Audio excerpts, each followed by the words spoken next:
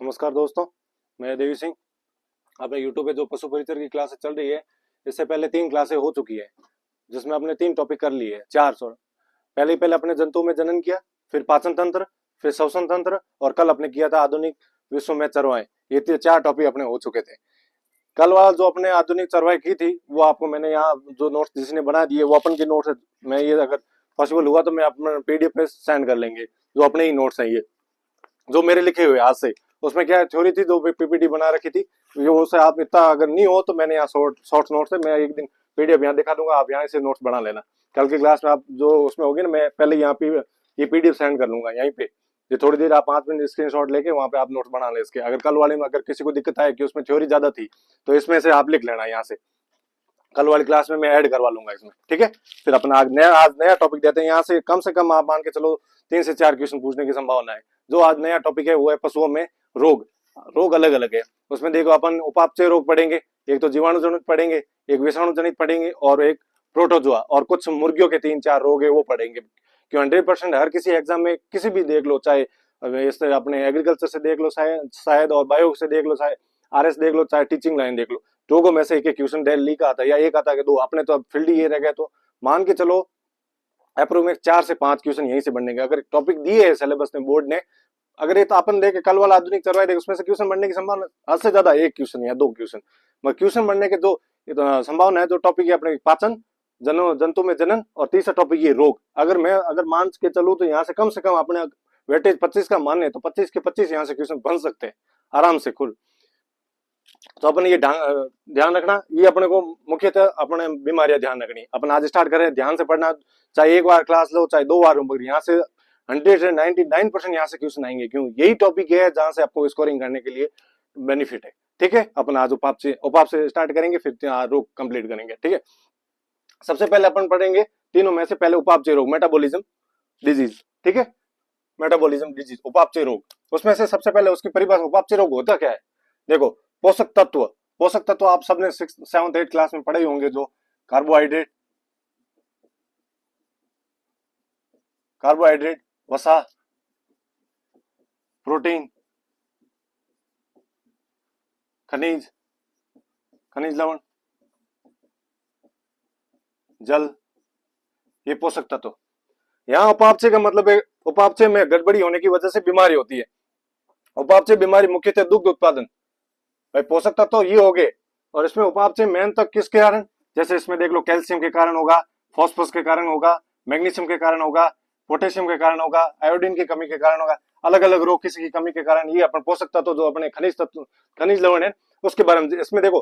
पोषक तत्व ये हो गए, पोषक तत्व मुख्यतः क्या आता है, खनिज ये सारे मिनरल्स है, सारे आपको पता है, कैल्शियम है, फॉस्फोरस है, मैग्नीशियम है, पोटेशियम है। अलग अलग किसकी बीमारी से कमी से होता है, किसकी कमी से कैल्शियम से होता है, किससे फॉस्फोरस से, किससे मैग्नीशियम और पोटेशियम आयोडीन। ये अलग अलग 7 से 8 खनिज है, उसमें मुख्यतः 7 से 8 ही है, उसी में ही बीमारी है। अपन देख देते हैं अब क्या लिखा हुआ है। उपापचय बीमारी मुख्यतः दुग्ध उत्पादन, अगर दुग्ध उत्पादन जो गाय ज्यादा देगी उसमें सबसे ज्यादा उपापचय मेटाबॉलिज्म रोग होगा। अगर गाय एचएफ गाय आपके पास होगी तो कम से कम वो 15 से 20 लीटर दूध दे रही मानो, फिर उसमें क्या बीमारी सबसे ज्यादा होगी। क्यों, उसमें सबसे ज्यादा किसकी कमी होगी, कैल्शियम की कमी। क्यों, वो अपन को कैल्शियम दे रही है, इसलिए क्या कारण होगा, उसमें कैल्शियम की कमी आएगी, ठीक है। फिर आगे देखो, प्रोडक्शन डिजीज, उत्पादन, यहां मान लो उत्पादन बीमारी। भाई प्रोडक्ट अपन को क्या दे रही है, दूध दे रही है गाय, तो मुख्यतः किसके कारण हो रही है, दूध के होगा। अगर गाय ज्यादा जितना दूध देगी उतनी बीमारी होगी, किसके कारण, कैल्शियम की कमी के कारण होगी। वो अपन आगे देखेंगे किस क्या क्या रोग होते हैं। अब देखो मुख्यतः अपन कौन कौन सी बीमारी है इसमें उपापचय रोग में पढ़ेंगे। ध्यान से पढ़ना, ध्यान से क्लास, अब ज्यादा जल्दी भी मत करना और ज्यादा स्लो में नहीं, अपने बीच में चलना। ये टॉपिक मैं कह रहा हूँ 4 से 5 क्वेश्चन आराम से मिल सकते हैं। फिर देखो आगे, यहाँ देखो उदाहरण देखो। सबसे पहले पढ़ेंगे अपन मिल्क फीवर, ठीक है। मिल्क फीवर काविंग पैरालिसिस या हाइपोकैल्सीमिया, जिसमें कैल्शियम की कमी के कारण होता है, ठीक है। ये नाम है पार्सोजन पैरालाइसिस या पैरेसिस, आप कोई भी नाम याद रखना, ठीक है। डाउन काउन सिंड्रोम। तीसरा रोग पढ़ेंगे कीटोसिस, उसमें देखो हाइपरग्लाइसेमिया, ये नाम याद रखना। बहुत बार एग्जाम में ये ना पूछ के ये पूछते हैं सीधा, हाइपोग्लाइसेमिया किसकी कमी से होता है, ठीक है।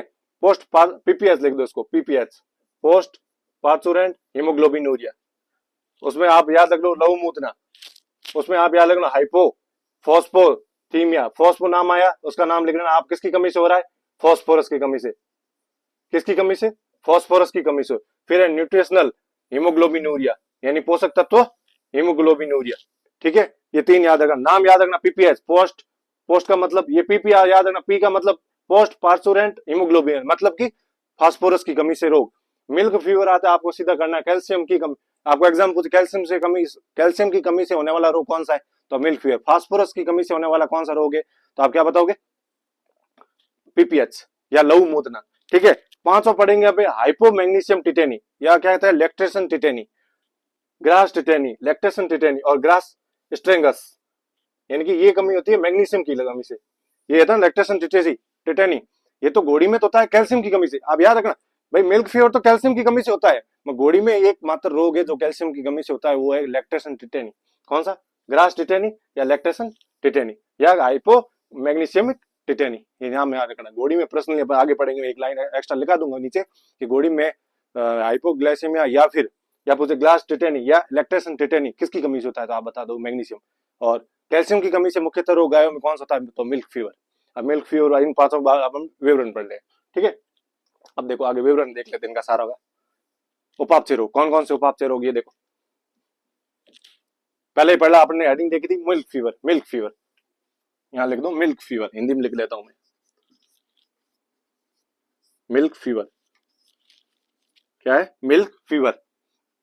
देखो रक्त में कैल्शियम की कमी से, किसकी कमी से, कैल्शियम की कमी से होने वाला रोग कौन सा है, मिल्क फीवर।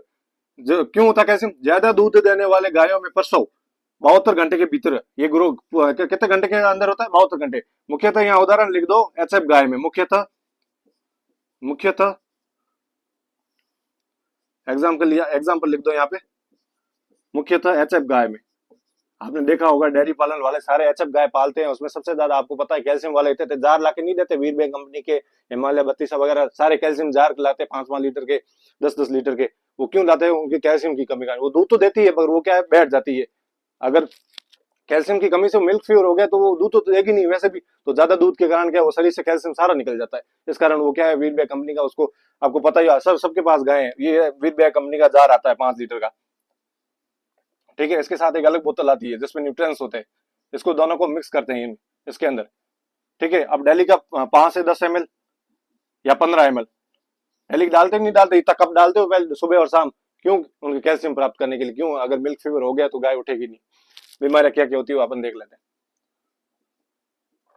फिर देखो आगे किसकी कमी से हो रहा है, कैल्शियम की कमी से, ये आप अंडरलाइन कर, रक्त में कैल्शियम की कमी से होने वाला रोग मिल्क फीवर, मिल्क फीवर, ठीक है। गायों में कितने घंटे के बाद प्रसव, यानी कि गाय ब्याने के बाद जस्ट 72 घंटे होने के बाद में ये रोग हो जाता है, कितने घंटे के बाद, 72 घंटे होने के बाद प्रसव। प्रसव सबको पता है, प्रसव क्या होता है, ब्याने की प्रक्रिया, जब गाय ब्याती है उसको क्या कहते हैं, प्रसव। गाय स्टेनम है नहीं, ये हड्डी ना यहाँ की, ये स्टेनम पे बैठ जाए, छाती के बल बैठ जाती है स्टेनम पे। लगातार फ्लैंक, यानी पीछे पुठा है ना, पीछे वाले पैर है ना फ्लैंक, उसके साइड में यूं गर्दन चिपका के बैठ जाएगी फ्लैंक के ऊपर। ये आपको पूछ ले किस रोग के अंतर्गत गाय फ्लैंक की तरफ गर्दन मोड़े रखती है, तो आप बता दोगे मिल्क फीवर, किसके, फ्लैंक। इसको अंडरलाइन करना का, गाय का स्टेनम पर बैठ जाना, यानी छाती पे बैठ जाना, और फिर यूं, आप कभी कभी नहीं देखते गाय बैठी हुई है दोनों पैरों से, फिर या गर्दन झुकाई फ्लैंक की तरफ रखी हुई है टच, अपन आप वापस यूं गाय करो, ऐसा करो, गाय वापस लाके यूं रख देती, फिर वापस लो, फिर वापस यहाँ लाके रखती है। क्यों, क्या, कैल्शियम की कमी के कारण, ये गर्दन मोड़े रखना। फिर क्या है, ऐसा आकार की गाय बैठती है, जब ऐसा आकार की लगता है भाई ऐसा आकार में बैठे ही हूं, ठीक है, गाय ऐसा आकार की आसन में बैठना। हाइपोथर्मिया, शरीर का तापमान सामान्य से कम होना, यहाँ लिखा हुआ हाइपो, अगर यही आ जाता हाइपर, हाइपर का मतलब बढ़ना और हाइपो मतलब घटना। आपने, मैंने कल श्वसन तंत्र आपने पहले पढ़ी थी, वो पाचन तंत्र वाली क्लास में, उसमें श्वसन तंत्र मैंने टर्मिनोलॉजी बताई थी कल वाली, परसों वाली, तो उसमें मैंने बताया हाइपर इन बढ़ना, शरीर का सामान्य ताप से अधिक होना, हाइपर, हाइपोथर्मिया यानी शरीर का तापमान सामान्य से कम होना। हाइपरथर्मिया कम होगी जब अपन व्यायाम करेंगे या अपन को बुखार आएगा या फीवर आएगा, तो अपना शरीर का टेम्परेचर बढ़ेगा, तो उसको क्या कहेंगे हाइपरथर्मिया। अगर अपना या पशुओं का नीचे डाउन हो गया टेम्परेचर, जैसे माना आपने टेम्परेचर सब नहीं पढ़ा होगा पहले क्लास से, कहीं से भी पढ़ाओ, आपको पता है गाय का टेम्परेचर होता है 101.5, ठीक है। उससे अगर मान लो ये संताणु आ गए 97% है, तो उसको क्या, कौन सी बीमारी है, तो मिल्क फीवर, कौन सी, ये वाली बीमारी, अगर टेम्परेचर आपने सारों का पढ़ा है भाई, 101 किस में होता है, 103 किस में होता है, 102 किस में होता है, सबसे ज्यादा टेम्परेचर किस में होता है, मुर्गियों में होता है 160 डिग्री। तो आपने कल बाकी वाले में पढ़ लिया, क्यों आपने सिलेबस में टेम्परेचर लिखा नहीं रखा, इसलिए मैं वो नहीं कर पा रहा हूँ। सीधा ही बता रहा हूँ, अब मैं यहाँ लिख दूंगा सीधा, यही मान के चलो कि टेम्परेचर कम हो जाता है, ये शरीर का तापमान सामान्य से कम होता है मुख्यतः। गाय में देखा लिखा जाए, आप यहाँ एक लाइन ऐड कर लेना, 101 से कम, यहाँ लिख लेना, अगर 101 से कम हो जाए ना तो मिल्क फीवर है। तो क्या उपचार में क्या देंगे? अब भाई रोग तो हो गया, अपन उपचार क्या करें साहब, ये तो पता है ये हो गया, उपचार क्या दे? कैल्शियम की कमी से मिल्क फीवर हो गया। फिर आगे स्टेनम भी बैठ गई, ऐसा आकार की बन गई, उसका टेम्परेचर भी कम हो गया, तो उपचार में क्या दे सर, उसको ठीक कैसे करें? तो देखो मेडिकल में एक दवाई आती है सीबीजी, कैल्शियम बोरो ग्लूकोनेट, उसमें साल्ट देखो क्या क्या रहा है, कैल्शियम आ रहा है, बोरो ग्लूकोनेट आ रहा है साथ में, उसमें क्या करेंगे भाई? आप जाओगे, आपने कभी डॉक्टर के देखा ही होगा, वो 2 इंजेक्शन लगवाता है, या तो मांस में लगाता है, या चमड़ी में लगाता है, या आईवी लगाता है, यानी कि वैन में लगाता है। अपन भी जाते हैं तो यहाँ पर ड्रिप चढ़वाते हैं, तो क्या करते हैं, यहाँ आईवी में लगवाते कि नहीं लगवाते? उसी प्रकार ये लगती है यहाँ पे 450 150 के क्या, सॉरी 450 ml लगाते हैं, किसमें? पूरी बोतल आती है, ऐसे कांच की बोतल आती है, कितने ml की? 450। उसमें से 250 ml है ना स्लो आईवी, धीरे धीरे आईवी यानी इंट्रावीनस नस में लगाना। उसमें से 200 ml क्या करते हैं, सबकट है चमड़ी में ऊपर, ये इसमें इंजेक्शन ड्रिप किया, फिर चमड़ी को ऊपर ले लेंगे, फिर कितना ml? 200 ml उसमें छोड़ देंगे, तो पूरा मेंटेन। क्यों? कैल्शियम इससे, जैसे कि ये सबगट है ना, सबगट चमड़ी में देंगे ना ये इंजेक्शन, तो उससे क्या है, सबसे ज्यादा उससे जल्दी होगा, तो उसके कैल्शियम की आपूर्ति सबसे ज्यादा यहीं से होगी। और आईवी कितना दे देंगे? 250 ml, तो पूरी बोतल अपन को देनी। एक तो आईवी रूट से देनी, एक सबकट रूट से। क्या देनी? कैल्शियम बोरो ग्लूकोनेट। आपको ये एग्जाम में नहीं पूछेंगे, अगर आप पूछेंगे ना मिल्क फीवर में कौन सा खनिज तत्व देना चाहिए मिल्क फीवर रोग में, तो आप लिख दोगे सब क्या लेना चाहिए? कैल्शियम। क्या लिखोगे? कैल्शियम। ठीक है, ये अपना मिल्क फीवर पूरा हो गया। अगर नेक्स्ट आप बीमारी देख लेते, याद होगी? ठीक है, आप देख लो, मैं साइड हो जाता हूँ, स्क्रीनशॉट लेना ना, आप लिख लेना। ठीक है, अपना आप आगे देख लेते। मिल्क फीवर हो गया, ये देखो, ये मिल्क फीवर का कंडीशन इसकी गाय की हो रखी है। ये डॉक्टर साहब बैठे हैं यहाँ पे, कौन बैठे? डॉक्टर साहब बैठे भाई। ये देखो ड्रिप लगी हुई है, देखो आईवी सेट है, क्या है? IV set. ऐसा कोई है ही नहीं जिसने आईवी सेट नहीं लगाई। चलो जानवर वाला नहीं देखा होगा तो वुमन वाला देखा होगा, हर किसी का ड्रिप ऐसा है ही नहीं कि सर मैं तो कभी बीमार हुआ ही नहीं, क्या पता वो तो नहीं हुआ होगा। वो ये आईवी सेट लगा हुआ है, देखो ये लगाई हुई है आईवी के अंदर, इंट्रावीनस आईवी लगा हुआ है इंजेक्शन। ठीक है, ये गाय मिल्क फीवर पे बैठी हुई है, इसको बांध के रखा, मिल्क फीवर खड़ी नहीं हो रही, तो चारा पानी करी, उसका क्या हो रहा है, कैल्शियम की कमी के कारण ये बैठी है। तो ये देखो फ्लैंक, ये गर्दन इसे फ्लैंक की तरफ नहीं रखी, यूं पीछे के साइड में, इस साइड में ये ऐसा आकार की आकृति बन रही है। बैठी कैसे? देखो पैर ऐसे, ठीक है, पीठ यूं और सर इस साइड में, तो ऐसा आकार की आकृति बन रही है इसमें। उसमें ये देखो ड्रिप चढ़ा रहे, क्या लगा रहे?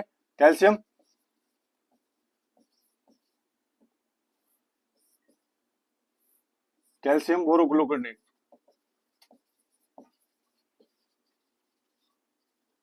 बोरोग्लूकोनेट कितने ml? 450 ml। उसमें से देखो 250 ml तो क्या लगाएंगे? आईवी। उसमें से 200 ml क्या लगाएंगे? क्या? सबकट, यानी चमड़ी में। आईवी कितना? 250, 200 ml सबकट, क्या लगाएंगे? कैल्शियम बोरो ग्लूकोनेट। ये कैल्शियम देखो इधर से दिया, आप डायग्राम देख लो, किससे? मिल्क फीवर, यहां लिख लेना, मिल्क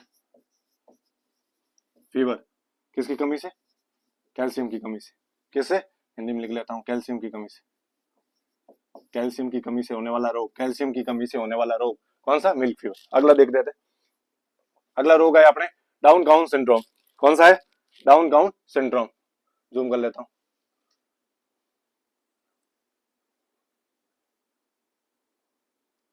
अब ये देखो डाउन काउन सिंड्रोम। डाउन काउन सिंड्रोम ये क्या, किससे कमी? कैल्शियम तो था ही, कैल्शियम और फास्फोरस की कमी से होता है। किससे? कैल्शियम और फास्फोरस की कमी से होने वाला डाउन काउन सिंड्रोम की कमी से पक्षपात, यानी कि पीछे के पैर की मांसपेशियां एवं तंत्रिका में चोट लगना। ठीक है, यह मिल्क फीवर की एक विशेष अवस्था है, यानी मिल्क फीवर में मात्र एक कैल्शियम की कमी से रोग होता है। ये डाउन काउन सिंड्रोम है जो कैल्शियम के साथ साथ फास्फोरस की कमी से। अलग आगे पढ़ेंगे, मात्र फास्फोरस की कमी से पीपीएच यानी पोस्ट पार्सुरेंट हीमोग्लोबिनूरिया, वो अलग होता है, आगे लहू मूतना। ये कैल्शियम और फास्फोरस दोनों की कमी से होता है डाउन काउन सिंड्रोम। ठीक है, उसमें क्या?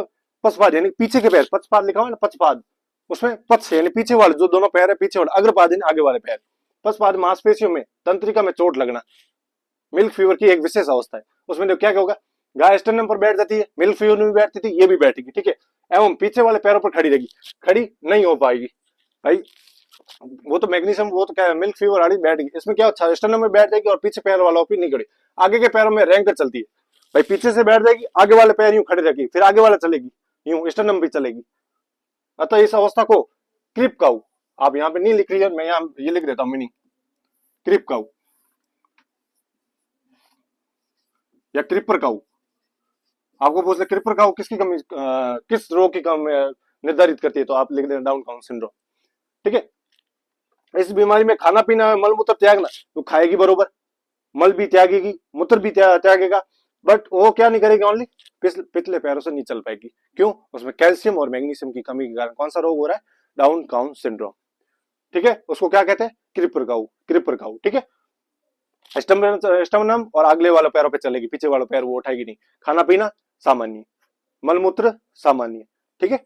और उसमें क्या देंगे भाई, मिल्क फीवर, कैल्शियम बोरोग्लूकोनेट दिया, इसमें क्या देंगे, कैल्शियम बोरोग्लूकोनेट, यही एक बार तो ये दे देंगे भाई, पिछली बार वो दिया कैल्शियम, वापस तो देना, क्यों, दोनों में से कमी हो रही है, कैल्शियम और फॉस्फोरस की कमी से। फिर क्या, टोनोफॉस्फेट 10 ml देंगे, कितना, 10 ml आईएम देंगे, 10 ml आईएम इंट्रामस्कुलर, मांस में, इंट्रामस्कुलर यानी कि मांस में, मांस में कौन सी मसल, ग्लूटेल मसल, कौन सी, ग्लूटेल मसल, ठीक है। फिर वाटर एक्वा लिफ्ट थेरेपी, यानी कि जल के साथ घोल, जल के साथ घोल,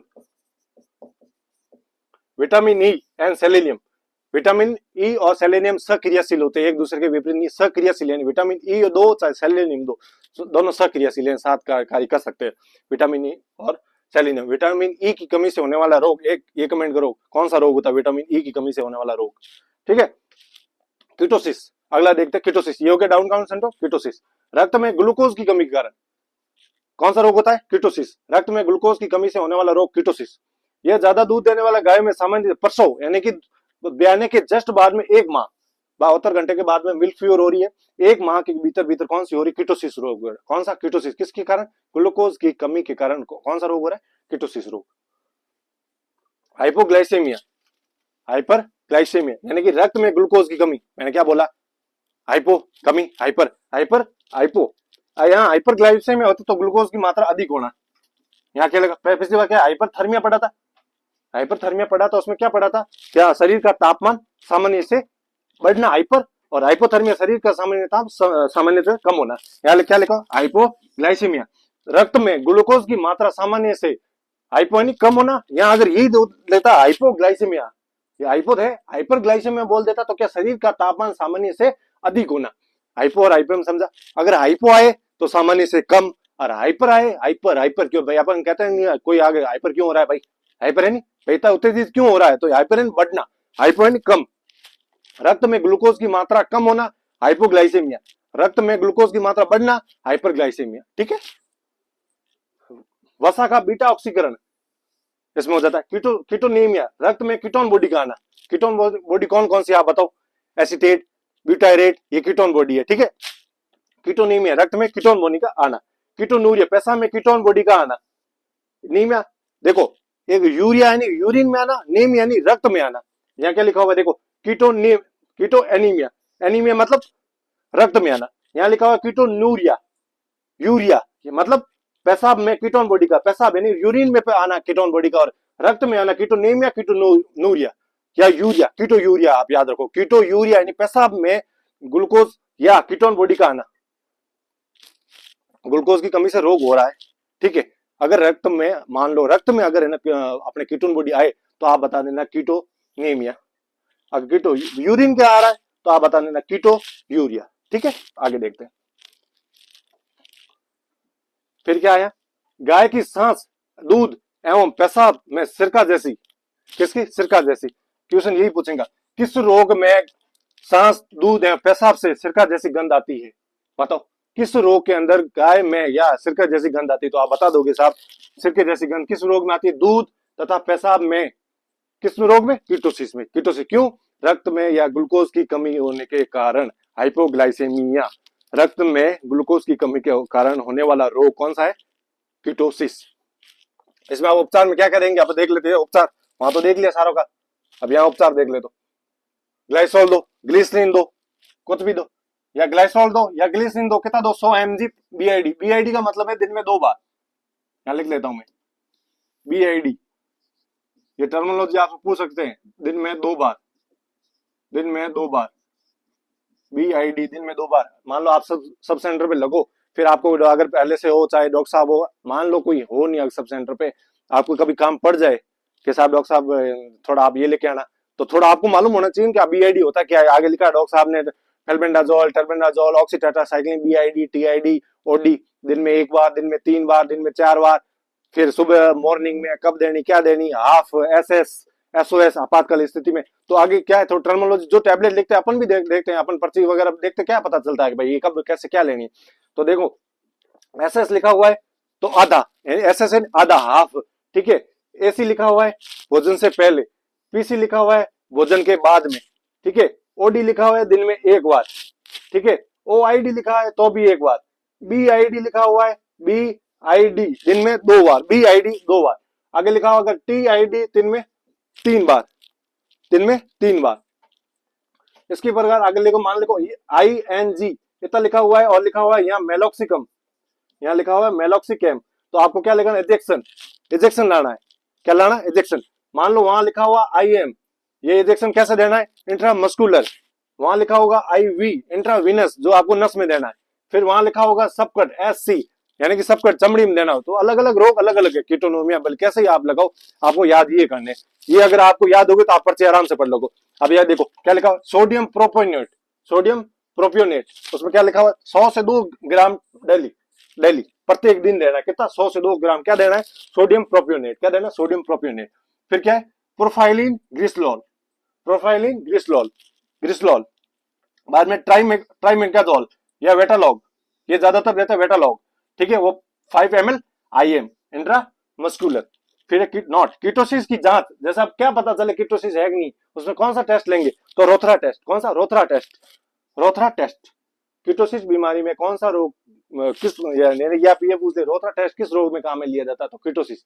या कीटोसिस बीमारी की जांच के लिए कौन सा जांच उपयोग में लेते हैं, तो आप कहोगे रोथरा टेस्ट। या कौन सा टेस्ट काम में लिया जाता है, रोथरा टेस्ट। किसकी मात्रा कर, या पता लगेगी ग्लूकोज की कमी के कारण रोग होता है, तो ग्लूकोज की मात्रा, कीटोसिस।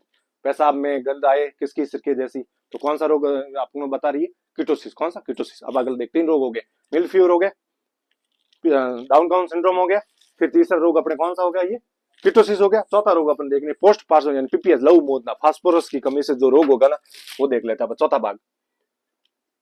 ये स्क्रीनशॉट आप ले लो पहले या लिख लो, ठीक है। फिर अगला देख ले, पोस्ट पार्सोरेंट हीमोग्लोबिन, पीपीएस, लहू मोदना, ये सबसे ज्यादा किस गाय में होता है, एचएफ में। क्यों, फास्फोरस, क्यों, कैल्शियम वगैरह, दूध वगैरह वो ज्यादा दे रही है, यही मुख्यतः लिखा हुआ है। मैं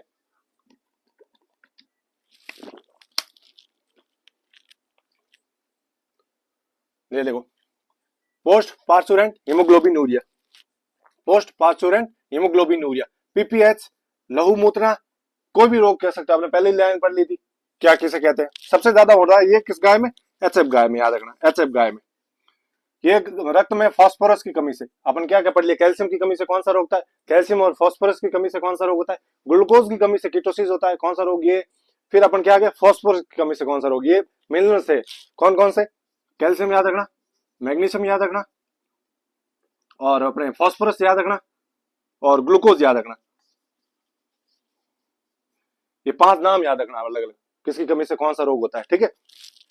फिर अपन आगे देख लेते हैं, फास्फोरस की कमी से रोग होता है। यह बीमारी सबसे ज्यादा दूध देने वाली गायों के परसों के जस्ट कितने, 2 से 4 सप्ताह के भीतर होता है। भाई अपन ने मिल्क फीवर तो देखा 72 घंटे के बाद में होता है। फिर अपने कीटोसिस देखा 1 माह के भीतर होता है। तो इसी प्रकार ये कब होता है, 2 से 4 सप्ताह, 2 से 4 वीक, मानो कोई भी लिख दो आप। वीक के अंदर कौन सा रोग होता है, ये पीपीएच, लहू मूतना, फास्फोरस की कमी से होता है। कब होता है, बीमारी ज्यादा दूध देने वाले गायों में, परसों। परसों आपको ब्याने की प्रक्रिया, ये आपको परिभाषा याद रखना, परसों किसे कहते हैं, ब्याने की प्रक्रिया परसों कहलाती है। यूटोकिया, डिस्टोकिया याद रखना। पाचन आपने जनन तंत्र पढ़ा, ये 2 परिभाषा वहां ऐड कर लेना, मैं बोल ही रहा हूँ, लिख नहीं रहा हूँ।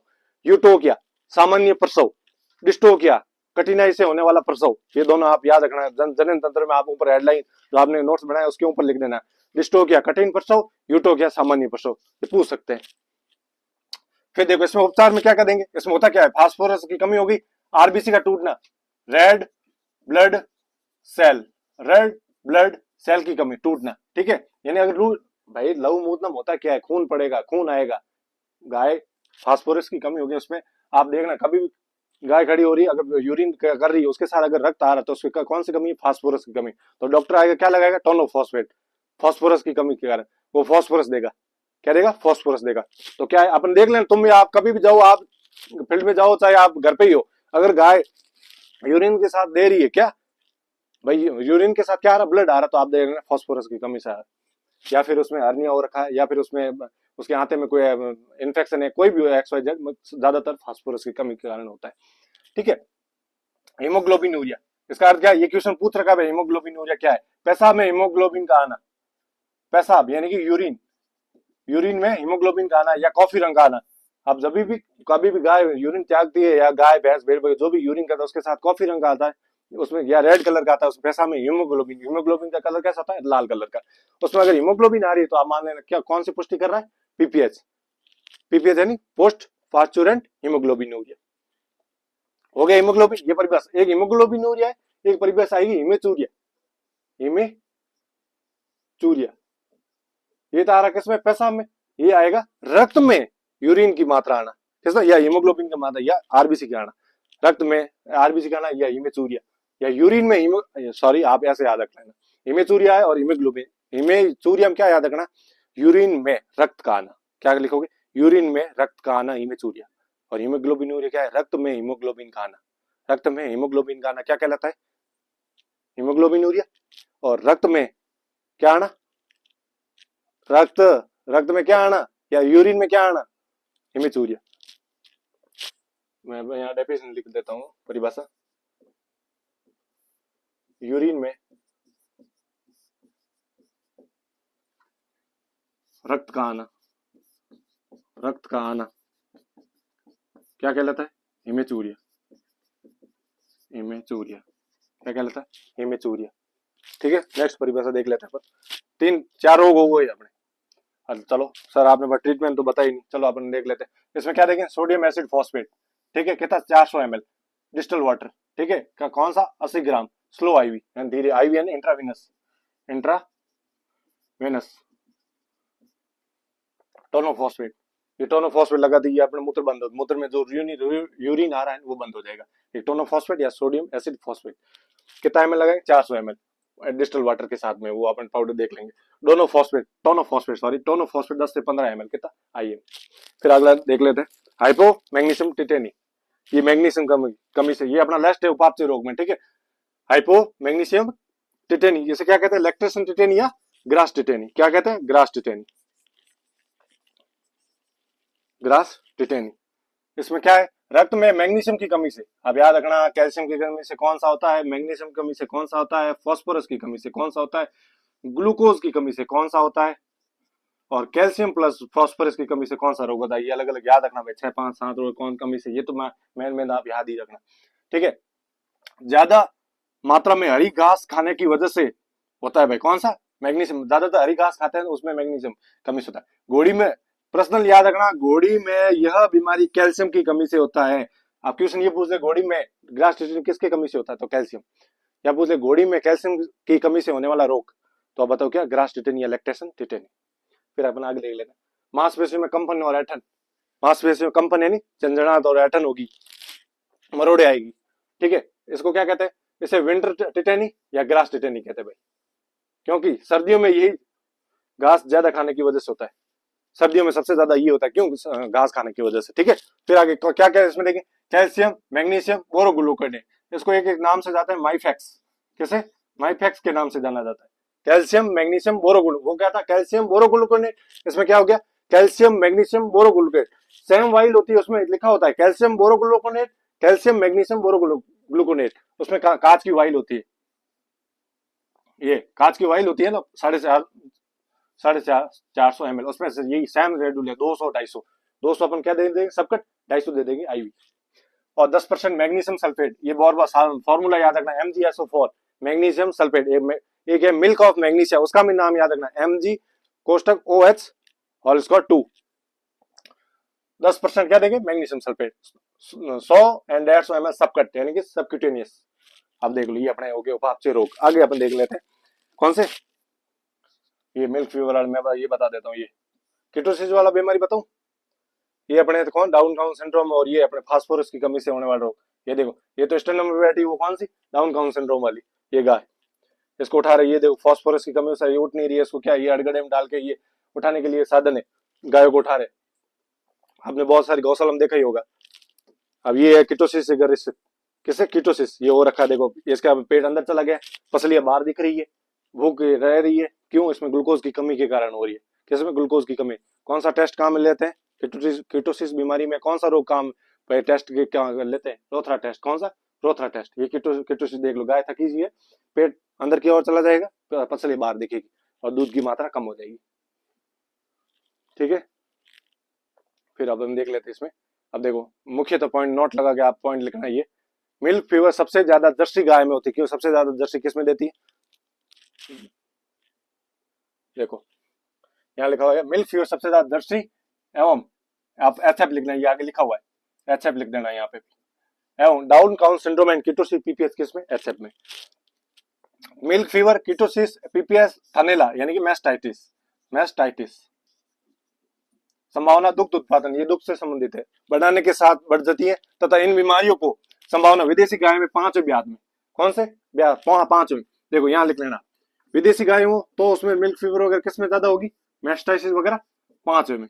अगर देसी गाय है, देसी गाय में थर्ड ब्याज में, यानी पहली बार नहीं दूसरी बार तीसरी ब्याज होगा ना, तब तो विदेशी गाय में भाई 5वें ब्याज में तो विदेशी में, देसी गाय में तीसरे में, और भैंस में आप याद रखना चौथे ब्याज में, कौन सा चौथा ब्याज, ये आप याद रखना। ये भाई 5वां ब्याज होगा तो विदेशी गाय में मिलेगी कौन सी, ये अपने कौन सी कीटोसिस पीपीएस वगैरह ये मिलेगी, देसी गाय में 3rd में और भैंस में 4th में, ये ध्यान रखना। फिर आगे देखते हैं, रुमंती जानवर में कार्बोहाइड्रेट यानी CHO कार्बोहाइड्रेट, वास्फिल वसी अम्ल, वेलेटल फैटी एसिड की उपापचय में गड़बड़ी होने के कारण कीटोसिस बीमारी की संभावना बढ़ जाती है, किसके कारण, कार्बोहाइड्रेट वास्फिल वस्य अम्ल।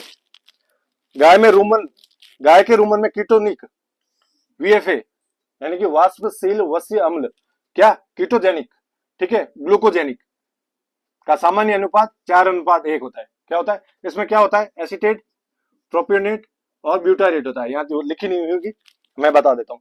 इसका परसेंटेज 80 सॉरी इसका होता है 70%, ठीक है, इसमें हो जाता है 20%, फिर इसमें हो जाता है 10%। ये क्या है, कौन सी कीटोजेनिक है। फिर इनका अनुपात हो गया ऐड, ये हो गया 80:20। इसको और सॉल्व करो, वो 0 से 0 गया, 2 से 8 गया, तो कितना अनुपात आ गया 4:1। तो ये देखो कौन कितने अनुपात में, ये देखो क्या लिखा हुआ है 4:1 में है। यह अनुपात बढ़ता है तथा कीटोसिस की संभावना बढ़ता है। अगर यह अनुपात कीटोजेनिक की भाई देखो, अगर कीटोजेनिक है क्या उसमें क्या, देखो एक तो मात्रा बढ़ेगी ग्लूकोजेनिक की, एक कीटोजेनिक की, अगर उसकी मात्रा बढ़ेगी तो आपने आप क्या बताएगा कीटोसिस। इसका अनुपात क्या है 4:1। कितनी मात्रा है 80:20 में, भाई 100% होता है पूरे, 100% में कीटोजेनिक तो कितनी है 80:20 सामान्य, तो उसका अनुपात क्या होगा 4:1। भाई 4 तो अनुपात क्या है कीटोजेनिक, ग्लूकोजेनिक क्या 1, यानी ग्लूकोज की मात्रा इतनी है। भाई ग्लूकोज की कमी से ही हुआ है कीटोसिस, तो इसी भाई ग्लूकोज की कमी से कीटोसिस हुआ है। भाई 4% तो क्या है कीटोजेनिक ही है, ग्लूकोज की मात्रा तो 1 है, तो ग्लूकोज देंगे तो कीटोसिस की बीमारी ठीक होगी। तो वो देखो ये मात्रा 1 है, कम कितनी है 3 है, तो आप ये पूर्ति कैसे ग्लूकोज की मात्रा देखें। फिर देखो आगे,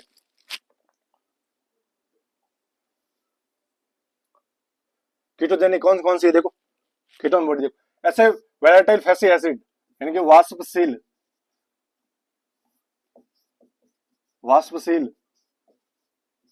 वसीय अम्ल, उसमें देखो कीटोन बॉडीज बनाते हैं, क्या बनाते हैं कीटोन बॉडीज, कौन कौन से, एसीटेट, प्रोपियोनेट, ये तो है कीटोजेनिक, और ग्लूकोजेनिक क्या है प्रोपियोनेट, मैंने अभी बताया कौन सा क्या अनुपात में है, या वापस समझा दूंगा। ग्लूकोजेनिक वसीय अम्ल कौन कौन से, VFA कौन से इसमें, वेलाइटल फैटी एसिड, कौन कौन से वेलाइटल फैटी कौन कौन से? ग्लूकोज। अब इसमें क्या क्या अनुपात देखो, एसीटेट है, ब्यूटारेट सॉरी प्रोपेनेट है, फिर है कौन सा? ब्यूटारेट। इसका अनुपात क्या है? ये तो पाई जाती है रूमन में कितना? एसीटेट तो 70, प्रोपेनेट पाई जाती है कितना? 20, और ये 10। इनकी एटीपी कितनी है ये बता दो भाई। एटीपी तो होती है ना एडेनिन ट्राइफॉस्फेट, एडिनोसिन डाइफॉस्फेट। इसकी एटीपी बताओ आप, किसी को पता हो तो बताना प्लीज, नहीं मैं तो लिखूंगा ही। देखो इसको ये देखो, ये होगी ब्यूटारेट 10 और ये 20। पहले अपन क्या पढ़ा था अभी? कीटोजेनिक कौन कौन सी है? Acetate and butyrate. तो एसीटेट एंड ब्यूटारेट ऐड हो जाएगी, तो 70 प्लस 10 और 20, ये 70 और 10 कितनी होगी? 80। 80 अनुपात 20 में कट लो, 4 अनुपात 1 में आ जाएगी। तो क्या है? कीटोन बॉडी सबसे ज्यादा है किसकी बीमारी में? कीटोसिस बीमारी। अब देखो ऐसी बीमारियां जो सिर्फ मादा जानवरों में देखने को मिलती है भाई, ऐसे ये पूछा है कौन सी बीमारी मादा में ही मिलती है, इनमें से कौन सी उपाप से संबंधित नहीं है? ओनली मादा में कौन कौन सी दे, देखो कौन कौन सी है। एक तो मिल्क फीवर है, ये कुतिया में होती है रोग भाई। कुतिया में क्या होता है इस बीमारी से? कुतिया में ये याद करना, कुतिया में प्रसव के समय यानी कि समय शरीर का तापमान कम हो जाता है, इक्लेम्सिया कहलाता है। क्या? इक्लेम्सिया। सब में तो भाई ज्यादा रहता है, इसमें क्या होगा? कम होगा। किसके कारण? ये परिभाषा बहुत मोस्ट इम्पोर्टेंट, आप लिख लेना एरो करके, मैं थोड़ी देर हट जाता हूँ साइड में लिख रहे। कुतिया में प्रसव के साथ शरीर में तापमान कम हो जाता है, तो क्यों? किस बीमारी के कारण या किस रोग के कारण? कैल्शियम। इसको कहते हैं एक, यहाँ लिख दो इक्लेम्सिया, इंग्लिश में नहीं पढ़ा ना, इक्लेम्सिया लिख देना, इक्लेम्सिया। ठीक है। फिर है डाउन काउन सिंड्रोम, किसकी कमी से? ये ओनली किस में हो रहा है? यानी कि मादाओं में, यानी कि फीमेल में काऊ, बफेलो, गॉट, सेब को बताओ क्या कहते हैं सेब को? ये हो गया अपने, ये कीटोसिस, पीपीएच, लैक्टेशन टिटेनी और मैस्टाइटिस यानी थनेला। ये गोड़ी में किसकी कमी से होता है? कैल्शियम की कमी से। किसकी कमी से? कैल्शियम। ये आप परिभाषा लिख लेना भाई, मैं पहले ही कह देता हूँ, आप पीडीएफ देखते नहीं हो, मुझे ये परिभाषा लिख लेना, किसी की लिखी हुई है तो सबसे बढ़िया है भाई। फिर आगे देखते हैं। अब आगे ले तो ये देखो कीटोसिस बीमारी अपने आपने फोटो देख ली। अपन अब जीवाणु जनित से स्टार्ट कर लेते हैं। जीवाणु जनित ये क्या? पहले तो वो मेटाबॉलिज्म यानी खनिज लवण कैल्शियम वगैरह इससे कमी, अपन ये से कमी थी। अब कौन से जीवाणु कौन सी बीमारी करती है? क्या करती है? कौन सी बीमारी करती है? कौन सा रोग होता है? जीवाणु जनित। एंथ्रेक्स किस नाम से जाना? तिल्ली बुखार। ठीक है। बैसिलस एंथ्रेसिस किस रोग कारक? सबके याद रखना, बैसिलस एंथ्रेसिस। देखो इसमें कौन कौन से होते हैं? मृत जानवर के सभी प्राकृतिक चिन्ह, कान छिद्र, जैसे कान है, नाक है, होठ है, या फिर गुदा है। कान, मुंह और गुदा से क्या आता है? रक्त बाहर आता है भाई। प्राकृतिक छिद्र है जो प्रकृति ने दी है भाई, छिद्र, कान, नाक, आंख वाले जो छिद्र है वो प्रकृति नहीं, वहां से अगर ब्लड निकला है तो कौन सी पुष्टि कर रहा है? एंथ्रेक्स की। मृत्यु के पश्चात रिंगर मोर्टिस्ट यानी कि अगर मृत्यु हो रही है उसमें क्या दिखा? अनुपस्थित होगा रिंगर मोर्टिस्ट। ठीक है। पीलिया यानी स्प्लीन के आकार का सामान्य से अधिक होना। ठीक है। नोट क्या? एंथ्रेक्स से मृत जानवर के पोस्टमार्टम नहीं करते भाई। एंथ्रेक्स इस बीमारी को अगर पशु में हो गए उसका पोस्टमार्टम नहीं होगा। पोस्टमार्टम समझते हो? चीड़ा फाड़ा करना, वो तो पता है। किस रोग में नहीं होगा? एंथ्रेक्स में। ये आपको क्वेश्चन बोले किस रोग के अंदर पोस्टमार्टम नहीं होता है, तो आप बता दोगे साहब कीटोसिस, सॉरी एंथ्रेक्स में किसकी कमी से होता है? कौन सा रोग कारक है? Bacillus anthracis. क्या है? Bacillus anthracis. फिर देखो एंथ्रेक्स एक जूनोटिक बीमारी है जो मानव से पशुओं में, पशुओं से जूनोटिक बीमारी। क्या परिभाषा है? मानव से पशु में, पशु से मानव में। मानव में एंथ्रेक्स अवस्था देखो 3 अवस्था है। कौन से? हाइड पॉट और वूल शॉट। इसमें क्या है? वूल यानी ऊन उतरना। ठीक है। एंथ्रेक्स के टीके कौन कौन से? एक स्पोर वैक्सीन, ये याद रखना भाई, स्पोर वैक्सीनेशन किसमें दिया जाता है? एंथ्रेक्स में। ये अपना एंथ्रेक्स हो गया। अब लंगड़ा बुखार या बीक्यू, ब्लैक क्वार्टर। क्लोस्ट्रीडियम चरवाई चरवाई, ठीक है। इसमें क्या, गर्दन कंधे या पुट्ठे की मांसपेशियों में सूजन, गर्दन कंधे और पुट्ठे में अपने सूजन आई, किसके कारण होता है, बैसिलस सॉरी क्लोस्ट्रीडियम चरवाई। इसको और क्या कहते हैं, ब्लैक लेग और क्वार्टरेल। क्या कहते हैं, ब्लैक लेग और क्वार्टरेल। जीवाणु के द्वारा उपरोक्त मांसपेशियों में गैस, गैंग्रीन की संरचना या सड़ देना। गैंग्रीन आप समझते हो, चमड़ी वगैरह सड़ जाती है यहाँ से या नीली पड़ जाती है, उसे क्या कहते हैं, गैंग्रीन।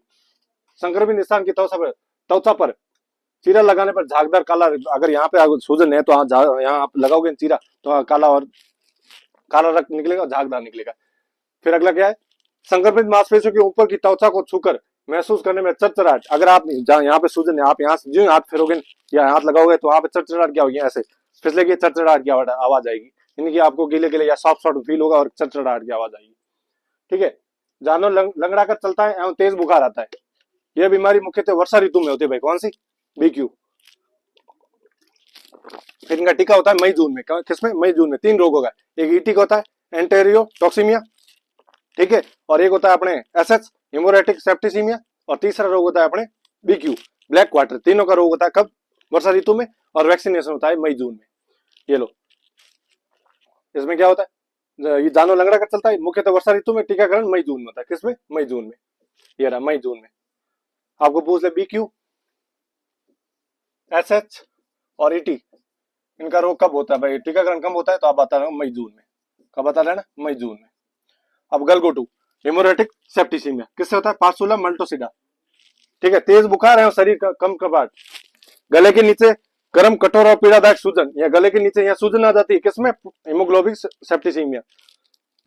सांस लेने में तकलीफ, सांस लेने में तकलीफ, इसे क्या कहते हैं, डिस्पनिया। क्या कहते हैं, डिस्पनिया। ये टर्मिनोलॉजी आप याद रखना, मैं नाम लिख रहा हूं, आप सीरियस लेना। यह एक पैरा एक्यूट, पैरा एक्यूट मतलब 2 से 4 दिन का भाई, 2 से 3 दिन का रोग रहता है पर एक्यूट, जिसमें टाइम नहीं मिलता, ये थोड़ा टाइम मिल जाता है या टाइम नहीं मिलता है, बीमारी जिसमें 24 घंटे के भीतर मृत्यु हो जाती है, टाइम मिलता ही नहीं है। 2 से 3 दिन में अगर हो गया तो 1 दिन में ही सड़ जाएगी, नहीं तो 2 से 3 दिन में वो सल्टी जाएगी। तो ये मुख्यतः पर एक्यूट में कौन कौन सी आती है, एंथ्रेक्स आती है, और ये दूसरी की अपनी गलगोटू आती है, एंथ्रेक्स में एक्यूट में। फिर देखो टीकाकरण, ये वापस यही मई जून में, 2-3 टीका याद रखना, मई और जून में। अगला देख लें अपन टेटनस, ये मुख्यतः घोड़ों में होता है भाई, किस में होता है, घोड़ों में। कौन सा, tetanus, clostridium tetani, clostridium tetani. Tetanus सबसे ज्यादा किसमें होता है, घोड़े में। यह एक स्पोरमेट यानी छूत का रोग है भाई, टच छूत का रोग, यानी कि संपर्क या टच में आने पे।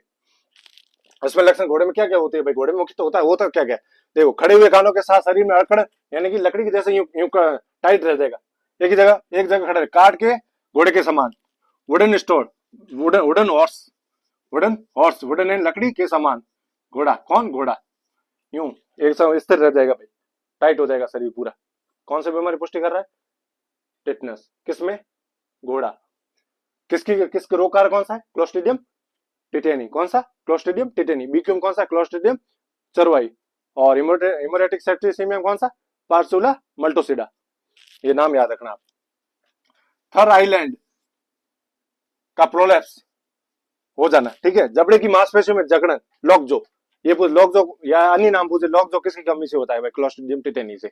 लॉकजो जबड़ा है, जबड़ा यूं टाइट हो जाएगा, यहाँ से जो भी है टाइट, यूं खुला का खुला ही रह जाएगा, यहाँ जी बाहर आ जाएगी भाई, लॉकजो। एक तो इस तरह रह जाएगा लकड़ी के समान यूं टाइट, यहाँ से लॉक हो जाएगा भाई जबड़े।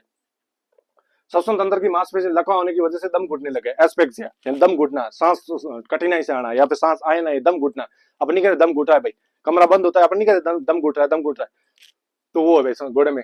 इसमें टेटनस की मुख्य जीवाणु 3 प्रकार के होते हैं भाई, टॉक्सिन देख दो। एक तो होता है अपने फिब्रियोलाइसिन, ठीक है, एक है टेंटानोलाइसिन। ये मुख्य एक लक्षणों में मृत्यु के कारण ये जिम्मेदार कौन सा होता है, ये सेकंड नंबर वाला, कौन सा, टेंटेनो स्पेनविसिया, कौन सा, टेंटेनो स्पाज्मिया। मुख्यतः ये याद रखना भाई, लक्षण की मृत्यु के जिम्मेदार कौन, या टेटनस में कौन सा है मुख्यतः, तो ये बता देना भाई।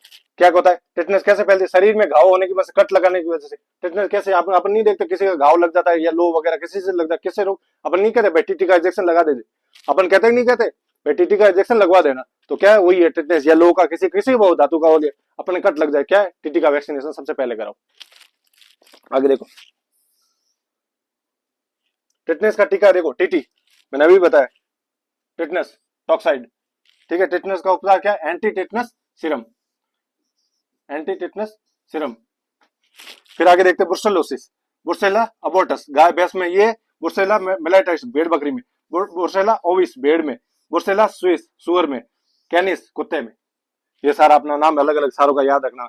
ब्रुसेला अबोर्टस किसमें, ब्रुसेला मेलेटाइटिस किसमें, ब्रुसेला ओविस किसमें, ब्रुसेला साइनस किसमें, और ब्रुसेला कैनिस किसमें से। अलग अलग कुत्ते में अलग है, भेड़ में अलग है, सुअर में अलग है, गाय भैंस भेड़ इसमें अलग है, भेड़ बकरी में अलग है, ये नाम अलग अलग। इसमें देखो लक्षण क्या है, जोड़ों में तरल सूजन, ऑर्गन ऑफ जॉइंट, भाई जॉइंट है ना यहाँ के, ये जॉइंट वाला ये एल्बो जॉइंट है, इसमें जॉइंट क्या आ जाएगी, सूजन वगैरह। फिर अंतिम ट्राइमेस्टर में गर्भपात, ये याद रखना, जो लास्ट जैसे अब गाय ब्यानी वाली अंतिम ट्राइमेस्टर, जैसे कि गाय का कार्यकाल होता है आपने कहता 280, भाई 280 है, उसमें लास्ट महीना रहेगा, उसमें क्या होगा, अबॉर्शन होता है, किसमें, ब्रुसेलोसिस कारण। और क्या होगा, गर्भपात के समय चमड़े जैसा अपरा, अपरा मतलब प्लेसेंटा, अपन कहता जर या जहर, जहर नहीं, गाय ब्याने के बाद जो जहर गिरती है उसको क्या कहते, अपरा, चमड़े जैसा यानी कठोर हो जाएगा। ब्रुसेला जीवाणु इरिथ्रोलाइटिस सरगरा यानी शुगर के कारण अपरा तेजी के साथ वृद्धि करता है, किसके साथ, कौन सा रोग, इरिथ्रोटल। फिर मानव में क्या कौन कौन से लक्षण है, ये तो भाई आपने लक्षण आगे किसमें, जानवर में। मानव कौन सा, वर्षण ऑर्कटाइटिस, वर्षण में सूजन, टेस्टिस में सूजन आ जाता है, किसमें, टेस्टिस में। कशीरुका में सूजन, उतार चढ़ाव वाला बुखार यानी कभी आएगा कब घटेगा। अंडुलेट फीवर किसका लक्षण है, अंडुलेट फीवर यानी आना जाना, किसमें, ब्रुसेलोसिस। संक्रमित जानवर में, स्वस्थ जानवर में फैलाव क्या क्या, समागम की वजह से यानी मैटिंग की वजह से, एबोर्टेड फीटस, ठीक है, और जेनेटिकल डिसऑर्डर यानी कि जो जनरल डिसऑर्डर नहीं होते ब्याने के बाद जो अपने योनि से जो गिरता है उसके कारण भी हो सकता है। संक्रमित जानवर में, मानव में कैसे फैलता है, संक्रमित जानवर का दूध बिना उबाले ले सकते हैं। अगर ब्रुसेलोसिस रोग हुआ है, आपने अगर दूध उबाल के उसमें काम लेना, कोई भी अगर पशु हो बीमार तो उसका दूध कैसे, गर्म करके ले लो भाई, बिना sweet pen, sleeve pen, sleeve हाथ में जो स्लीव मैंने कल ही बताया था, कृत्रिम गर्भाधान आपने पढ़ा ही होगा, उसमें स्लीव काम में लिया था, स्लीव पहने कृत्रिम गर्भाधान की वजह से गर्भ परीक्षण करने पर। भाई मेरा स्लीव नहीं, आप जाओगे फील्ड में स्लीव नहीं पहनोगे, आप सीधे ही डालोगे, उससे ब्रुसेलोसिस होने की बहुत बड़ी संभावना है भाई मानव में। तो भाई मैंने भी की है, पीडी भी यही करते नहीं करते हो भाई, यही करते ना, मैं तो करता था, तो मैं क्या करता भाई, स्लीव पहनता था सबसे पहले, तो पहले हाथ में ग्लव्स रहता ही था, ग्लव्स के बाद स्लीव पहनता था, स्लीव डाल के गन लेके यही करता। या फिर पहले अपन को पीडी करना है यानी प्रेगनेंसी चेक करनी है, उसमें भाई है कि नहीं, तो मैं भाई लेफ्ट हैंड डाल के चेक कर लेता हूँ, क्या स्लीव पहन के, ऐसे क्या हो मेरे को इन्फेक्शन मेरा वाला उसमें नहीं जाए, उसका वाला मेरे में नहीं है, ठीक है।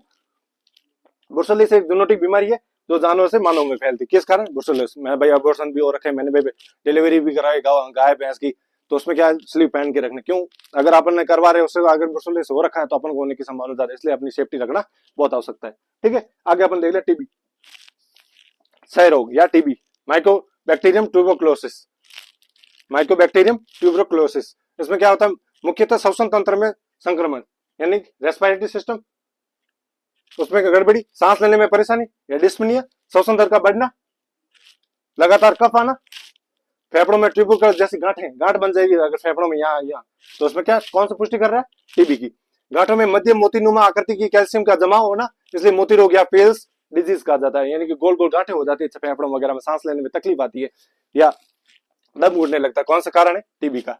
टीबी नहीं था, अब लोग देखते हैं क्या टीबी हो, खांसता है बरबा के, टीबी पेशेंट गांव में नहीं कहते टीबी पेशेंट है, टीबी पेशेंट, तो कारण क्या है, बार बार खांसना हो, रोग यही होता है, सांस लेने में तकलीफ आती है, मुंह से सांस ऐसा ऐसे, तो टीबी का लक्षण है भाई उसमें।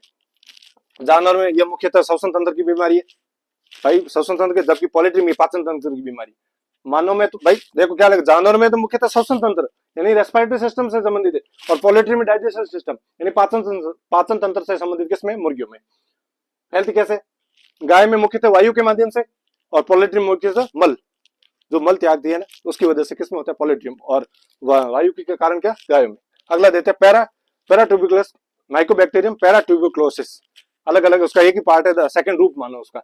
ये पाचन तंत्र की, वो तो श्वसन तंत्र की बीमारी और मुख्यतः ये पाचन तंत्र की। दस्त लगने के कारण शरीर में पानी की कमी, डायरिया, भाई दस्त लग रही है, पानी की कमी, डिहाइड्रेशन हो गया। फिर इसमें लंबे समय तक दस्त, क्रॉनिक डायरिया, ये लंबे समय तक, क्रॉनिक का मतलब है वो रोग जो लंबे समय तक चलते हैं, जो महीने से 2 महीने से लंबे टाइम भी लग सकते हैं।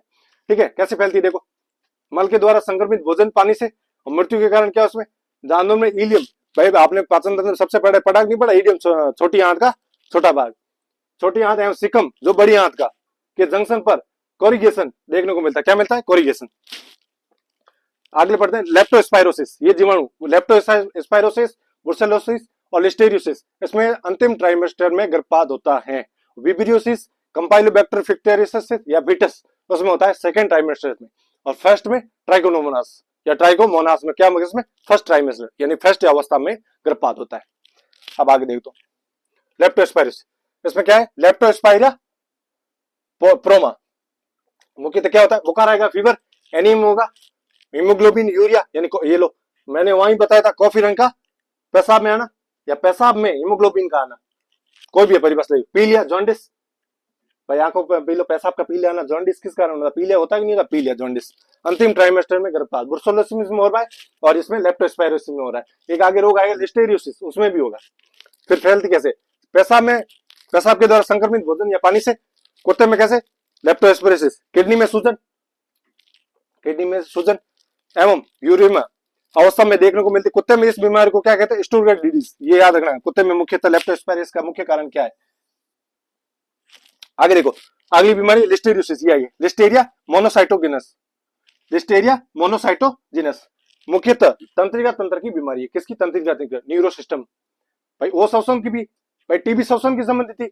फिर पाचन से कौन सी, पैराट्यूबुलस, फिर कौन सी थी, अब आ रही है अपन किसकी, तंत्रिका तंत्र, न्यूरो सिस्टम की, कौन सी आ रही, लिस्टेरियोसिस। मेनिंग्स एवं दिमाग में सूजन, ठीक है। हाइपो, आंखों की अग्र भाग में मवाद, हाइपो। एक आएगा पायोमेट्रा, पायोमेट्रा गर्भाशय से मवाद आना, गर्भाशय से मवाद आना, ये अपन मेस्टाइसिस में आगे पढ़ लेंगे, फिर भी आप लिख लेना, ऐड करो, लिख लेना भाई। चेहरे की एक तरफ हिस्से पे लकवा हो जाना भाई, एक साइड में लकवा हो जाना, पैरालिसिस। जानवरों का गोलाकार चक्कर लगाना, साइक्लिंग डिजीज। अन्य नाम किसका, भाई इसका नाम याद रखना, लेप्टोस्पाइरोसिस का अन्य नाम है साइक्लिंग डिजीज और साइलेंट डिजीज, ठीक है।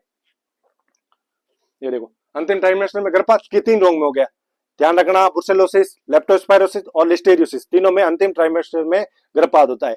और ट्रिकोमोनास है ना, उसमें फर्स्ट ट्राइमेस्टर। विब्रियोसिस या कंपाइलोबैक्टर फीटस, उसमें होता है सेकंड ट्राइमेस्टर, वो भेड़ बकरी में होता है, वो आगे देखेंगे अपन। अगला रोग देखो, कोलीबैसिलोसिस, ये बच्चों में होता है, मुख्य ई कोलाई के कारण, ठीक है। ये बीमारी बच्चों में 1 से 3 दिन की उम्र, क्यों होता है, उसमें कोलेस्ट्रॉल यानी सॉरी खीस, ये नहीं पीने का, क्या होता है उसमें, तेज दस्त दो लगेगी, शरीर धनुषाकार हो जाएगा। बच्चों के जन्म के 3 दिन तक शरीर के वजन का 10% खीस पिलाए भाई, उसका रोकथाम यही है। अगर आप खीस नहीं पिलाओगे तो उसमें एक बीमारी होगी कोलीबैसिलोसिस, ई कोलाई के कारण उसमें होगी। फिर क्या उसमें क्या समस्या आएगी उसमें, देखो तेज दस्त लगेगी और शरीर का धनुषाकार यूं खड़ा रहेगा। उसमें बच्चे को जन्म के बाद में 10% यानी कि कितना आप पिला सकते हो आप, 2 से 2.5 लीटर, कितना 2 से 2.5 लीटर। कई बच्चे एग्जाम गलत करके आ जाते हैं, सर के पढ़ाया ही नहीं, ठीक है, सर के पढ़ाया ही नहीं, आपने तो भाई बताया नहीं, भाई मात्रा ही बता देते, अब तो क्या पता 1/10, आपको एग्जाम में था सब आपने तो बताया ही नहीं। तो ये आप याद रखना, 2 से 2.5 लीटर पर 100 ml, ठीक है। फिर आगे देखो, बछड़ों में ई कोलाई K19, सूअर में ई कोलाई कौन सा है, K88, 88 और 99। आगे एक रोग आता है साल्मोनेलोसिस, ये आपके भाई इसमें है नहीं, ये याद रखना, ये अपन मेडिकल वाला है भाई, अपन ये देख लो। एक्टिनोबैसिलोसिस, ये एक्टिनोबैसिलोसिस और एक्टिनोमाइकोसिस, ये दोनों पढ़ लेते हैं। एक्टिनोबैसिलोसिस किसके कारण होता है, एक्टिनोबैसिलोसिस लिग्रेंसी, और ये एक्टिनोमाइकोसिस किसके कारण, एक्टिनोमाइकोसिस बोविस। याद रखना, जीभ में फाइब्रस की हो जाती है, यानी जिसके कारण जीभ कठोर एवं अगतिशील हो जाती है, जिसके कारण वुडन टंग, ये अपने याद रखना, एग्जाम पिछले बार एलएसए वाले में ये आया था 2018 में, वुडन टंग किस बीमारी का लक्षण है, तो आप बताना एक्टिनोबैसिलोसिस। जीभ मुंह से बाहर निकलती है, मुंह में लगातार लार गिरती है, यह जीवाणु सल्फर ग्रेनुलस के साथ मवाद बनता है जिनमें तीखी गंध आती है, सूक्ष्म दृष्टि से देखने पर रोस्ट्रस ऑफ रेडिंग ऑफ क्लब दिखाई देता है। आगे देखो, एक्टिनोमाइकोसिस, इसमें लॉक जो तो आपने किसने देखा, ये लिम्पी, लॉक और वुडन टंग, ये तीनों याद रखना, यहां लिख लेता हूं मैं। एक तो है लॉक जो, लॉक्ड जो, ये तो अपने किस में हो रहा है, टिटनस में, किसमें, लॉक जो हो रहा है अपने टिटनस में, और ये अपने लिम्पी जो, तो ये एक्टिनोमाइकोसिस। लिम्पी अभी बीमारी आई थी कि नहीं आई थी अभी, साल 2 साल पहले लिम्पी, तो लिम्पी जो, वो लिम्पी अलग है, ये लिम्पी जो अलग है। और अब ये कौन सा था, वुडन टंग, वुडन टंग, जीभ का कठोर होना। अब है विब्रियोसिस, मैंने वो तीन बताए थे, थर्ड ट्राइमेस्टर में गर्भपात होता है, इसमें कौन सा ट्राइमेस्टर में गर्भपात होता है, ये लिखा हुआ है, देखो भेड़ बकरी में गर्भपात का मुख्य कारण होता है भाई, ये द्वितीय ट्राइमेस्टर में गर्भपात होता है, ये लिखा हुआ है, ये देखो क्या लिखा हुआ है, भेड़ बकरी में मुख्यतः गर्भपात का कारण क्या है, विब्रियोसिस। उसी को क्या कहते हैं, विब्रियोसिस को कंपाइलोबैक्टर फीटस, कंपाइलोबैक्टर फीटस, मुख्यतः किसमें, द्वितीय ट्राइमेस्टर में गर्भपात। ट्राइमेस्टर समझते हो भाई, अलग अलग 280 दिन है, किसी का 155 दिन है, गर्भकाल आपको याद है, 145 दिन है, 60 दिन है, 62 दिन है, 283 दिन है, याद है कि नहीं है, 310 दिन है, 114 दिन है, सारों का गर्भकाल याद है ना।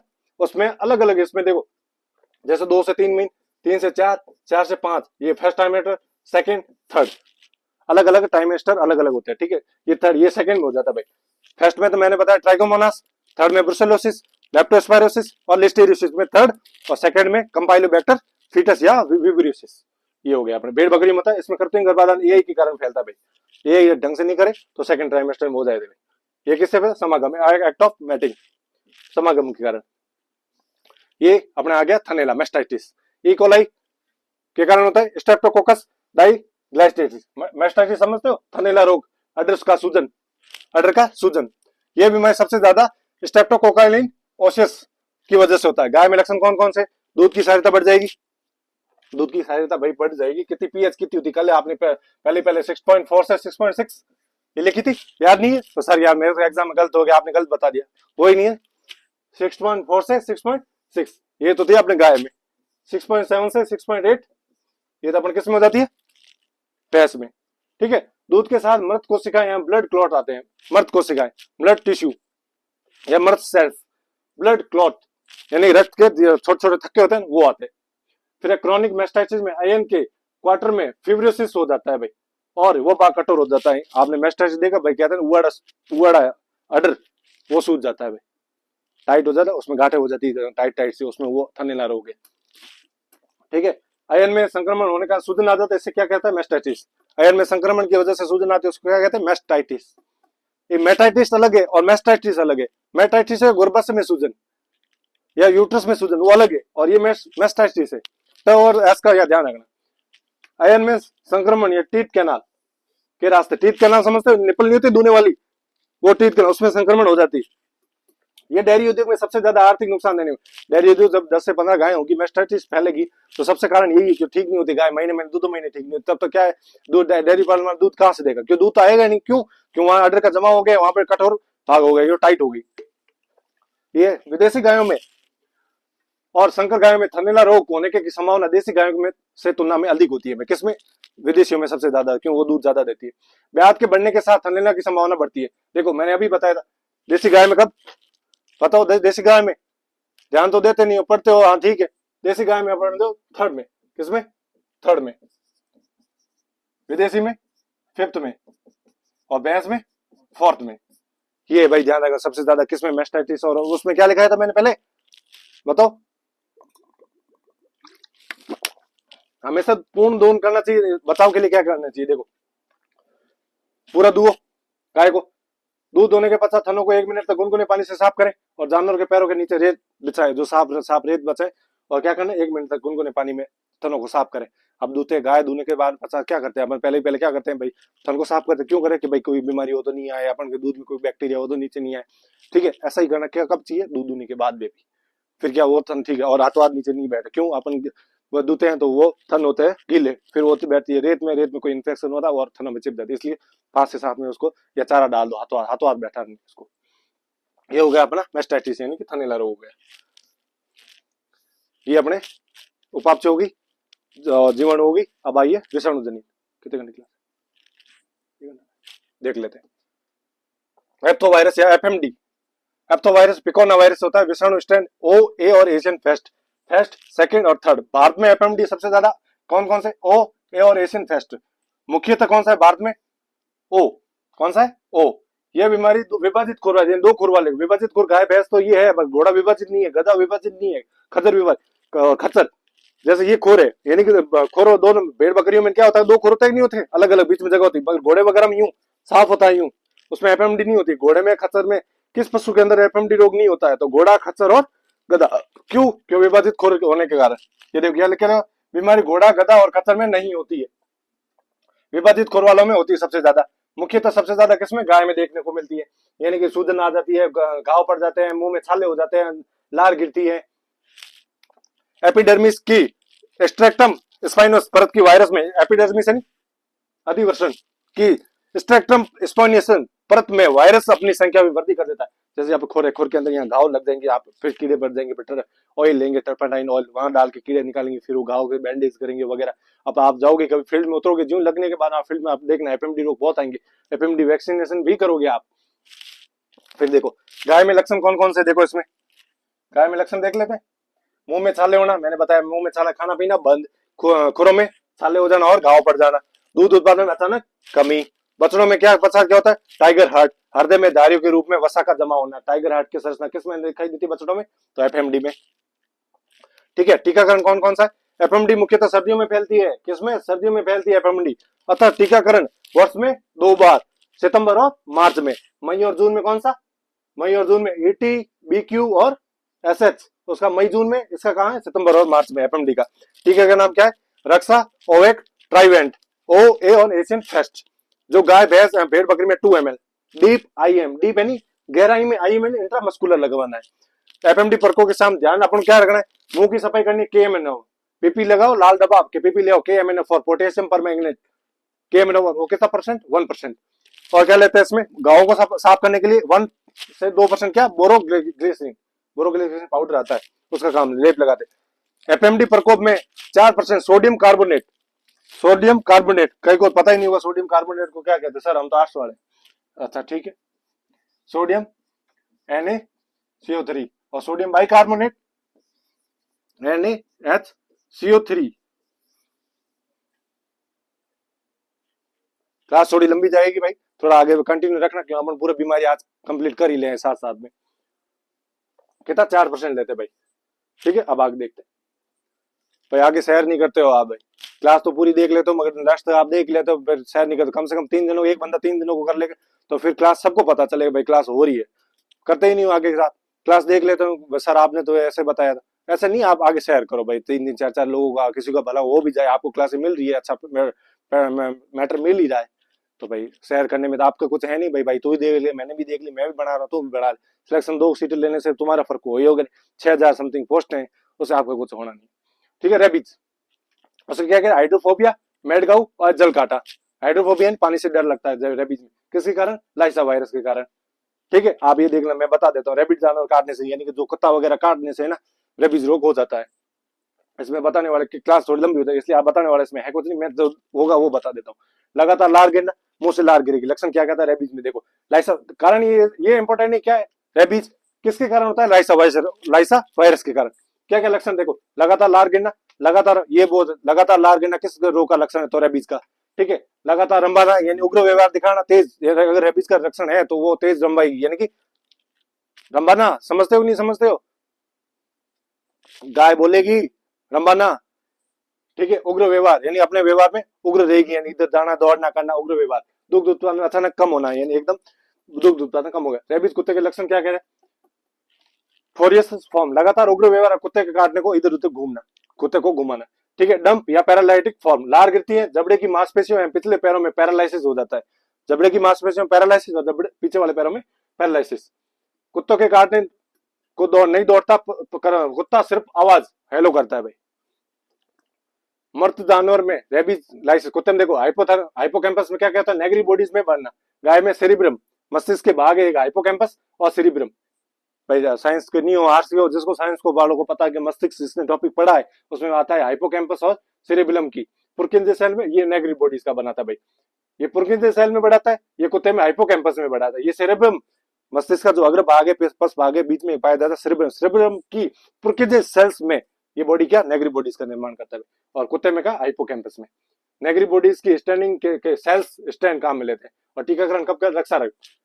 रेबीज में टीका कौन सा लेते हैं? रक्षारेब। कौन कौन सा? प्राथमिक टीका रेबीज का कब लगाते हैं? 3 माह में। कब लगाते हैं? 3 माह पे। दूसरा टीका लगाते हैं 4 माह पे, प्रतिवर्ष। फिर प्रतिवर्ष कुत्ते के जन्म, जैसे आपने एक पिल्ला लिया, पिल्ले को 3 माह में सबसे पहले आपको वैक्सीनेशन करवा लेना, फिर 4 माह में वैक्सीनेशन, फिर उसका जन्मदिन, जैसे आपने कार्ड बनवाया उसमें जन्मदिन, उसकी डेट ऑफ बर्थ है, जैसे आपकी डेट ऑफ बर्थ है उसी के अनुसार उसका वैक्सीनेशन करवाना है साल साल में। ठीक है। कैसे देखो अंतर देखो, 0, 3, 7, 14, 28 और 90 के दिन पे रेबीज घाव में देखो क्या नहीं करना चाहिए। एक तो टाके नहीं लगे, सूचरन, जैसे टाके नहीं लगे, अगर घाव हो रखा है उसमें सूचरिंग नहीं करनी है। ठीक है। और साबुन के घोल से साफ करें। अगर आपको डॉक्टर के पास ले जाओ उससे पहले रेबीज अगर काट ले तो वहां क्या करना, साबुन का घोल बना के उसको घाव को साफ करना है, वो भी ग्लव्स पहन के। और सूचर नहीं लगाना है डॉक्टर साहब ने, वैसे भी अगर आप लेके जाओगे तो वहां सूचर नहीं लगवाएंगे जब तक रोग रेबीज वाले सूचर नहीं लगता है। फिर देखो भारत में सबसे ज्यादा होने वाली जूनोटिक बीमारी है पशु से मानव में, मानव से पशु में। मानव में इस बीमारी को हाइपर हाइड्रोफोबिया यानी जल से जो डर लगता है ना, हाइड्रोफोबिया कहा जाता है, क्योंकि पानी से डर लगता है। मानव में इस बीमारी को जल कांटा भी कहते हैं, क्योंकि निगलने वाली मांसपेशी में दर्द की ऐठन आती है, ऐठन यानी कमजोरी या मोड़ोड़। रेबीज वायरस के 2 ग्रुप है, फिक्स्ड वायरस और स्ट्रीट वायरस। ये मानव में संक्रमण नहीं कर सकता, ये लार में अनुपस्थित होता है तथा दिमाग में नेगरी बॉडीज नहीं बनाता, अतः इसे रेबीज का वैक्सीन बनाने किसका? फिक्स्ड वायरस का काम है। वैक्सीन बनती है ना, उसमें फिक्स्ड वायरस का काम है लेता। फिर स्ट्रीट वायरस, ये मानव में और जानवर में संक्रमण करता है, ये लार में पाया जाता तथा दिमाग में या ब्रेन में नेगरी बॉडी बनाता तथा रेबीज की वैक्सीनेशन में काम में लेते हैं। अगला देख लेते हैं रिंडरपेस्ट, ये अपने आगे मुर्गियों की, सॉरी ये 3 बीमारियां और लगे, मुर्गियों की अपन देख लेते हैं पहले। मुर्गियों में मुख्यतः 3 रोग है, मेरेक, गंभेरो और रानीखेत। कौन सा? मेरेक, गंभेरो और रानीखेत। क्वेश्चन क्या थोड़ा हटके, मुर्गी अलग हो जाए, मुर्गी में क्या कुक्कुट पालन है ना आपके टॉपिक में, तो तीनों में से एक रोग में से कोई भी बीमारी, क्योंकि ये अपने आपकी खास है नहीं। 3 मैंने लेके पीपीआर है, रिंडरपेस्ट है और ये ब्लू टंग है, ये वेटनरी वाला लगा देंगे अपन, क्या मुर्गी वाले थोड़ा अलग पढ़ लेंगे। अपने जो मेन थी 6 बीमारियां से 6 से 7 टीबी वगैरह, ब्रुसेलोसिस वगैरह वो आपने पढ़ लिए रेबीज तक। ठीक है। फिर अपन मुर्गियों वाली देख लेते हैं। कौन सी? मुर्गियों वाली 3 बीमारियां है मुख्यतः।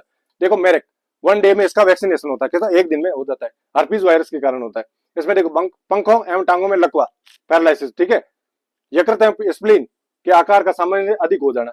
इस बीमारी में टी सेल्स, टी लिम्फोसाइट और बी लिम्फोसाइट सेल्स नष्ट हो जाती, जिसके कारण cell mediated immunity and humoral immunity का नष्ट हो जाती। आंखों में संक्रमण या इन्फेक्शन की वजह से ग्रे आई एंड पियर आई, कौन से?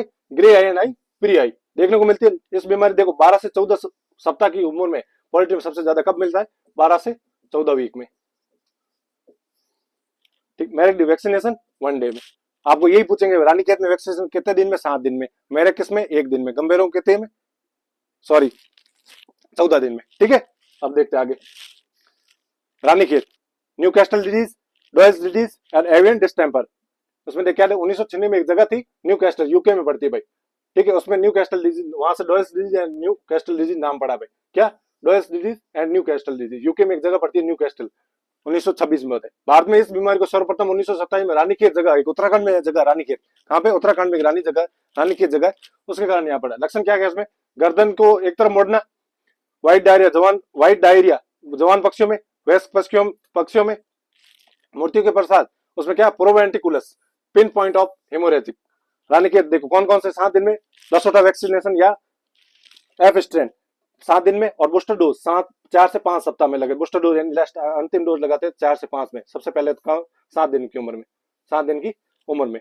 फिर R2B वैक्सीन या मुक्तेश्वर, 2 वैक्सीन याद रखना, लासोटा एंड मुक्तेश्वर। उसमें प्राथमिक टीका लगाते हैं 8 से 10 सप्ताह में, दूसरा है 16 से 18 सप्ताह में। ये अपना रानीखेत। अन्य नाम याद रखना भाई, न्यू कैस्टल, डॉयल्स और एवियन डिस्टेम्पर। फिर अगला है गंभीर, लास्ट यही है। ये बिकेना वायरस या इन्फेक्शन बर्सल डिजीज, ये नाम अन्य नाम याद रखना भाई, सीधा नाम। 3 से 6 सप्ताह की मुर्गियों में सबसे ज्यादा होता है। इसमें क्या है? बुर्सा ऑफ फाइब्रिसिस, बी सेल नष्ट, बी लिम्फोसाइट नष्ट हो जाती है, बी लिम्फोसाइट नष्ट हो जाती है। पोल्ट्री में पूरे सप्ताह में वेंट पिकिंग, गुदा में शौच मारना, पीछे शौच मारेगी, किसमें? गंभीर रोग में। सफेद तरल व्हाइट डायरिया, किसमें? पोल्ट्रियों में। इसमें वैक्सीनेशन 14 दिन की उम्र में। कौन सा? गोर्जिया वायरस या वैक्सीनेशन। देखो यहां लिख लेता हूं मैं साइड में। मेरे किस में? कितने दिन में? 1 दिन में। रानीखेत कितने में? 7 दिन में। 1 डे 7 डे और गंभीर कितने में 14 दिन। ये अपने डेट याद रखना भाई सारों की, और अन्य नाम याद रखना। ठीक है, अपने हो गए रोग पूरे कंप्लीट क्लास। ये अपने जंतुओं में रोग, जनन, पाचन, श्वसन, आधुनिक चरवाहे, और ये लास्ट अपने कौन सा टॉपिक हुआ अभी, रोग पूरे हो गए। उपापचय, जीवाणु और विषाणु पूरे हो गए। अगला टॉपिक अपने देखेंगे अगली क्लास में। धन्यवाद।